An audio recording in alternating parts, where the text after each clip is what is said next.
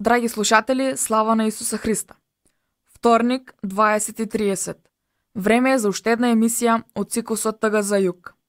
Добра вечер од студиото на Радио Марија. Јас сум Стефанија Ристоманова и вечерва повторно ќе се дружиме во емисијата посветена на католиците од Јужна Македонија.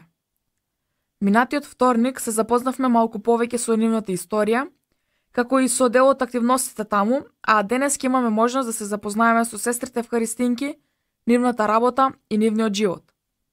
На моја се надевам и ваше огромно задоволство, во оваа емисија ќе можеме да се запознаеме со сестра Мартина, представник на сестрите Евхаристинки кои живеат во Јужна Македонија, која моментално живее во Радово, а од таму и ни се јавува преку Skype благодарејќи на денешната модерна технологија.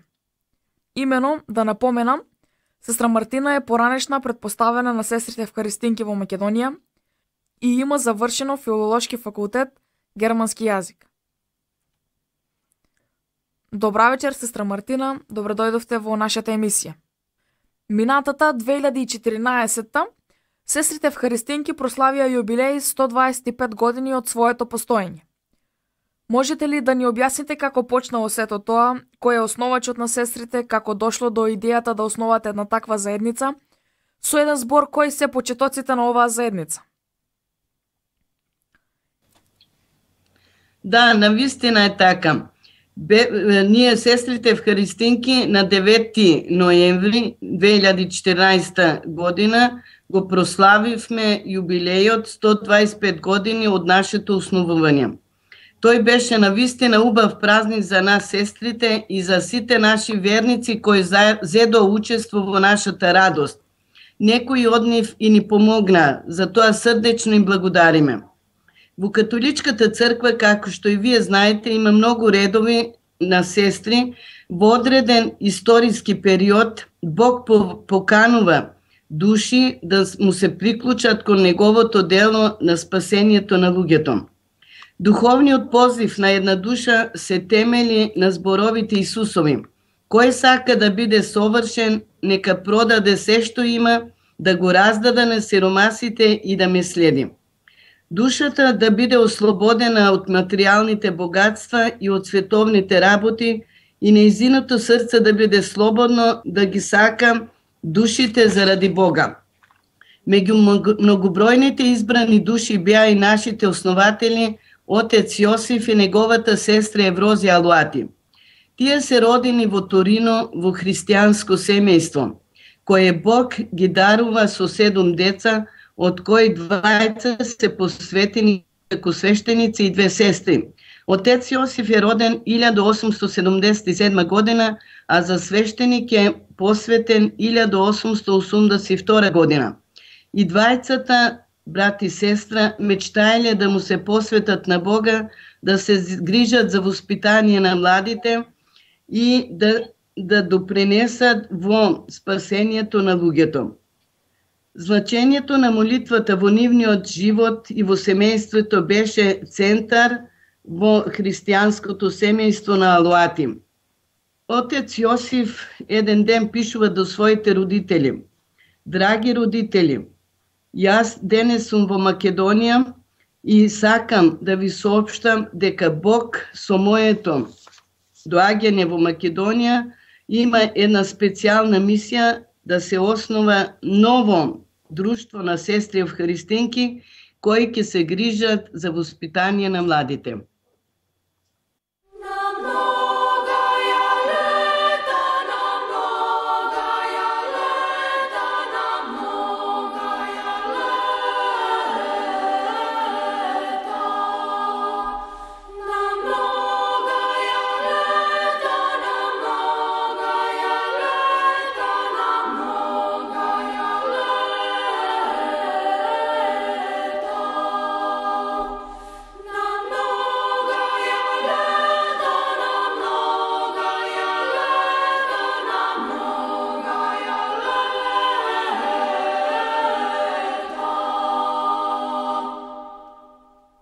Сега цело време слушаме сестри Евхаристинки, па основање, па посветување живот на Бога. Кажете ми, која е харизмата на сестрите Евхаристинки?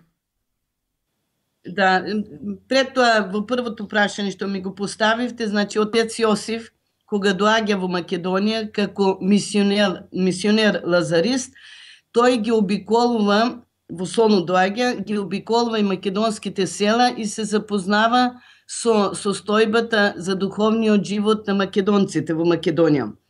И кога се враќа дома, тој наоѓа во црквите напуштен Исус во светото причастие и со една голема бол во душата бара од Бога просветлување да му даде на некој начин просвета што да направи за тие луѓе. И тој еден ден оди во црквата Свети Димитрија во Солун да се моли, да го моли крстниот пат. И на четвртата постојка во црквата, на четвртата постојка добива просветлување да основе нови месни сестри кои ќе се грижат за познавање на децата, на младите, да го познават Исус во светото причастие, да се жртвуваат и да се молат за соединување на христијаните. И така отец Јосиф во таа своја духовно просветлување, тоа го кажува на својот предпоставен дека треба да се основат нови сестри, нова заедница на сестри, кои ќе се грижат за светото причастие во душите и во црквите, за олтарите да бидат убаво украсени, за да може народот да го слави Исус во светото причастие. Папата ова година ја прогласи исто така година на посветените души, значи на посветен живот, и ние така исто сестрите евхаристинки, како и другите сестри, ќе организираме еднаш во неделата обожавање пред светото причастие, кој ќе рече и самиот: дојдете сите кои сте оптеретени и јас ќе ве успокојам. Така во нашите капелички, во нашите параклиси ќе биде изложено светото причастие. Можете ли да ни го представите ликот на отец Јосиф како основател на сестрите евхаристинки? Да. Отец Јосиф е човек со големи таленти, поготово тој е поет, писател за духовните работи, и така тој е човек на молитва, строг со самиот себе, спремен во се да ја исполни Божјата волја. Неговата девиза, неговото мото во животот е да сакам, да страдам, да правам се за Бога и да посакувам само тоа кое Бог го посакува. Тоа не е сосем едноставно. Отец Јосиф беше изложен на многу непријатни работи од страна на непријателите на католичката црква и на неговото дело. Ни остави пример како мисионер, го остава своето родно Торино, своите родители и најблиски, своите пријатели, и ја засакува Македонија како своја татковина. Тој во едно место ќе каже: ако слушнев дека Италија е пострадала, немаше толку да ми биде мака, како што ќе ми беше мака за Македонија. И тој во една своја поезија вели: додека Македонија не се даде на македонците, нема да има мир на Балканот. Овој прекрасен апостолат, вели тој, бара смели души, готови да тргнат по лудоста на крстот, по понижувањата и презирот од мудрите од овој свет, за само да биде сакан и прославен Исус. Поканувам млади момчиња и девојчиња, по примерот на отец Јосиф има многу великодушни души, ако чувствуваат ваков позив во себе, да овој прекрасен апостолат да не се оглушат на Божиот позив. Свети Петар вели, го прашува на Исус: Господи, ние оставивме се и тргнавме по Тебе, што ќе добиеме? А Исус му вели: кој остави жена или деца или полиња заради мене и Евангелието, ќе добие 100 пати повеќе уште во оваа земја и живот вечен. А посветениот живот се темели баш на тие Исусови зборови: кој сака да ме следи, треба да го остави овој земен живот. Па запознајте не малку и со ликот на сестра Еврозија, која е нејзината улога во сето тоа. Да. Отец Јосиф Алуати ќе каже за својата сестра Еврозија во денот на нејзината смрт. Денес една прекрасна душа одлета во рајот. Нејзиното мото во животот беше: го посакувам тоа кое самиот Бог го посакува.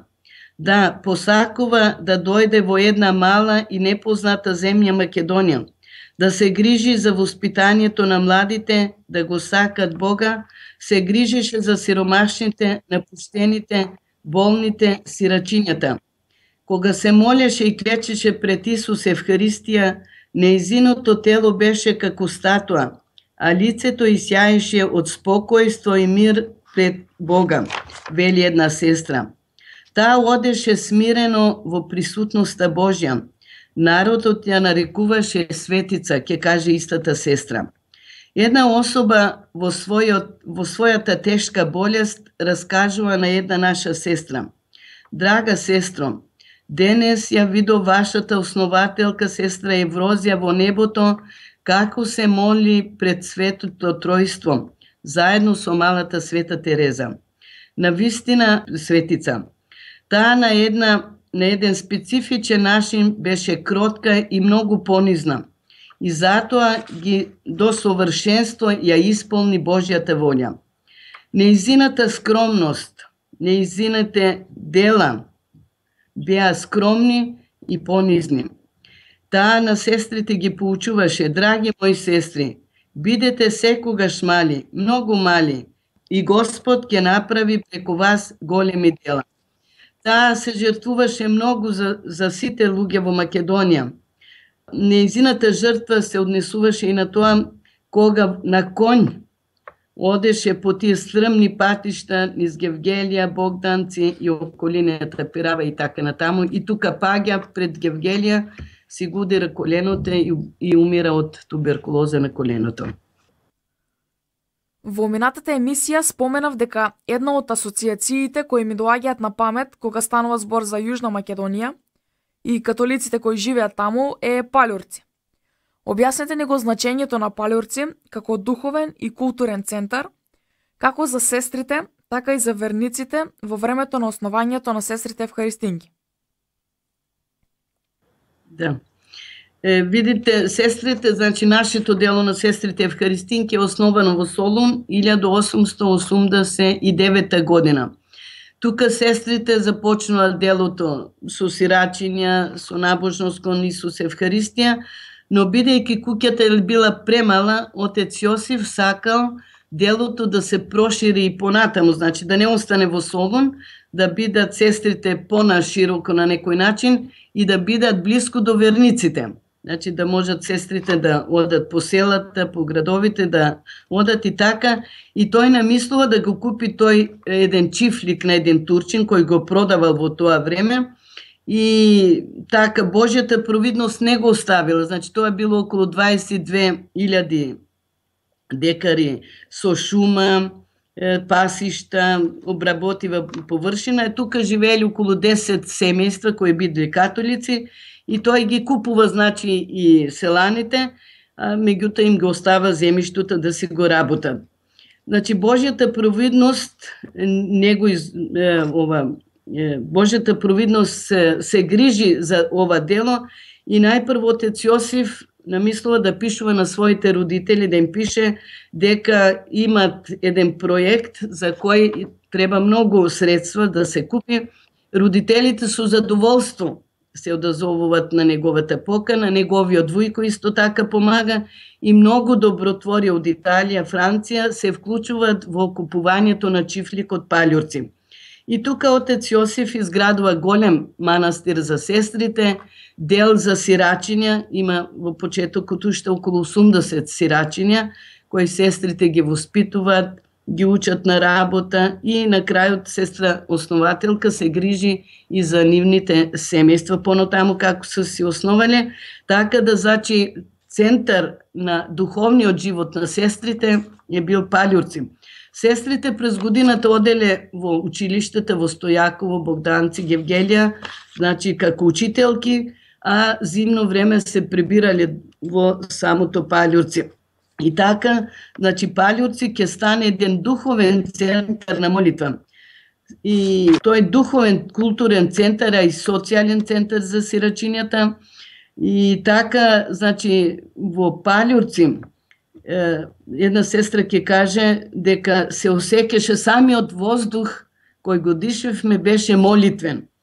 Кога процесиите за тело Христово се правија, беа вистински рај на земјата, вели една сестра. Една пак друга сестра ќе каже, нашата мила основателка не жалеше пари за купување на цвеќе за да ги украси олтарите низ кој ќе помине Исус од светото причастие. Тоа вика со задоволство го правише и на нејното лице се осеќаше таа духовна страна кон светото причастие. Дејноста и милосрдието кон сирачињата остави траен белег во дејноста на сестрите евхаристинки во Палјурци. За жал, историјските настани ја прекина оваа дејност на сестрите. Би сакала да ве прашам нешто што мислам дека најмногу ќе ги заинтересира нашите слушатели, а искрено и мене. Се запознавме малку со самата заедница сестри евхаристинки, но како изгледа да бидеш член на таа заедница? Еве, вие сте сестра евхаристинка, кажете ни како изгледа еден обичен ден на една сестра. Да, видите, како секој човек и ние сме човечки суштества, секој во својот живот има програма, значи и како во семејствата, така и во нашите духовни заедници имаме значи ова програма преку низ која треба да ја поминеме. Отец Јосиф ќе каже за нас сестрите евхаристинки вака: една сестра евхаристинка треба да ја игра улогата на Марта и Марија од Евангелието сестрите на Лазар, во кој вели Марта се грижеше како да го послужише, почна да трча во кујната, да сервира, да вари кафе, а Марија седна при нозите Исусови и го слушаше Словото Божие. И тогаш Марта малку беше вознемирена и му рече на Исус: Господи, гледаш ли дека мојата сестра Марија ми остави сама да служам? А Исус и рече: Марто, Марто, ти се грижиш за многу работи, но едно е потребно. Марија го избра добриот дел. Отец Јосиф вели вака, значи една сестра евхаристинка треба да игра улогата на Марта и Марија, значи да работи и да моли. Ора ет лабора, како се вели по латински.